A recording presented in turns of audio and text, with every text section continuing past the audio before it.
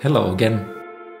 Now that the SHA-C64 language has comparisons, I was thinking that this is a good moment to talk about how the expressions are compiled to bytecode. In principle, each operator could be compiled individually. However, that would easily lead to programming errors. So because of this, the SHA-C64 compiler uses operator taxonomies. Then, same kind of operators are compiled similarly without code replication. Let's have a look. Let's consider the following expression as an example. As I explained in an earlier video, the SHA-C64 compiler is implemented as a processing chain. The chain consists of a lexer, a parser, a binder, a translator, and a generator. The expression is first given to a lexer. Its purpose is to convert the expression from a sequence of characters into a sequence of tokens. It is also responsible for recognizing the operators in the expression. At the moment, these are all the possible operators. So when the lexer converts the expression into a sequence of tokens, it also labels the correct tokens as operators. Then the sequence of tokens is given to a parser. Its purpose is to construct a syntax tree. For this purpose, the parser uses a precedence taxonomy. The operators with higher precedence are performed in an expression before the operators with a lower precedence. The parser also uses an arity taxonomy. It classifies the operators by the number of required operands. A unary operator requires only one operand, whereas a binary operator requires two operands. The binary operators are further divided into arithmetic operators and comparison operators. These two taxonomies are related by the operator labels. The parser builds the syntax tree by matching the operators with the operands in the order of the precedence. So the parser looks first for a logical negation. It then associates the rightmost operand to the operator. Next, the parser looks for a sum operator and a subtraction operator. It then associates the nearest operands to the operators. This is repeated until all the operators are associated with the operands. As a result, we have a syntax tree for the expression.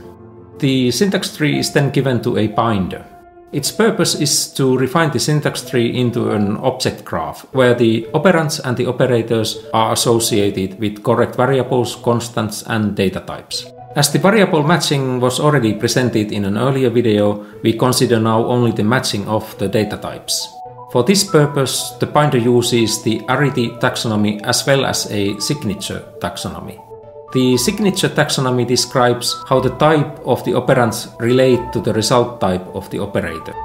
The binder processes the syntax tree bottom up, so it first considers the arithmetic addition.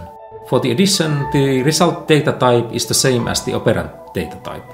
So in this case, the result data type is a byte. This is also true for the subtraction operator as well as for the logical negation. As for the comparison operator, the result data type is always a boolean, even if the operand data type is a byte. The result type for the logical conjunct is also a boolean in this case.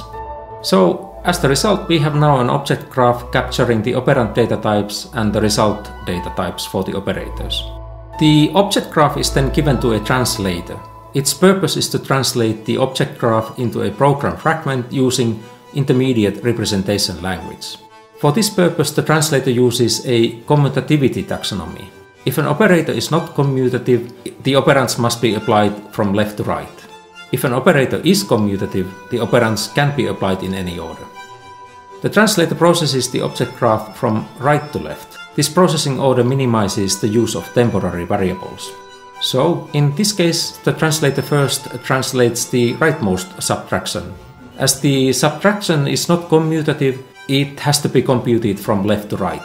Because the microprocessor of the Commodore 64 has only one arithmetic register, the computed value has to be stored in a temporary variable for later use. Next, the translator considers the addition operator. Although it is commutative, there is no reason why it cannot be computed from left to right, so it is computed from left to right. Then the translator considers the comparison operator. As it is not commutative, it has to be computed from left to right. At this stage, the leftmost value is already in the arithmetic register of the microprocessor. The rightmost value is stored in a temporary value. So the register value can be compared to the value of the temporary variable. The computed value is then stored back to the temporary variable for later use. Next, the translator considers the logical negation. For that, the operand value has to be first read to the arithmetic register. Then the negation can be computed.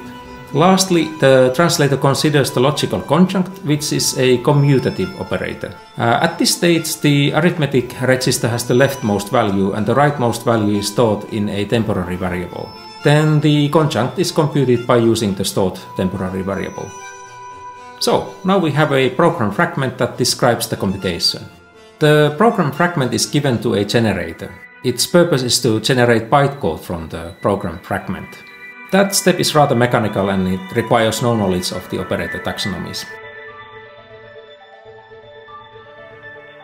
So, to recap, the operators have features like labels, precedence, arity, type signature, and commutativity. These features are then used to group the operators into operator taxonomies. The operator taxonomies are then in turn used in the processing chain to unify and simplify the compilation.